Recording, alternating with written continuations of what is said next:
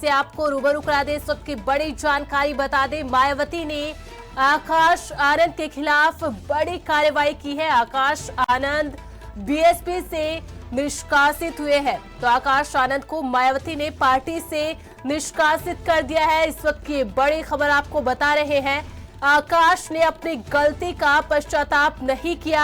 आकाश की पोस्ट पर उसके ससुर अशोक का असर है, प्रभाव देखने को मिल रहा था। ससुर अशोक सिद्धार्थ के प्रभाव में थे आकाश आनंद। आकाश का बयान स्वार्थ अहंकार से भरा हुआ था, तो मायावती ने आकाश आनंद के खिलाफ बड़ी कार्रवाई की है और कहा कि आकाश आनंद को जो पोस्ट मिली थी उस पोस्ट पर उनके ससुर का असर था। आकाश अपनी जिम्मेदारी का निर्वहन अच्छे तरीके से नहीं कर रहे थे और आकाश आनंद को बीएसपी से निष्कासित कर दिया गया है।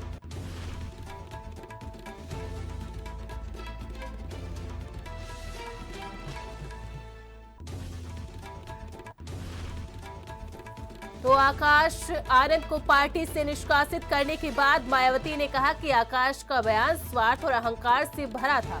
साथ ही मायावती ने यह भी कहा था कि जो पोस्ट आकाश आनंद को दी गई थी उस पर उनके ससुर अशोक सिद्धार्थ का ज्यादा असर था। आकाश अपने कर्तव्यों का, अपनी पोस्ट का अच्छे से निर्वहन नहीं कर रहे थे।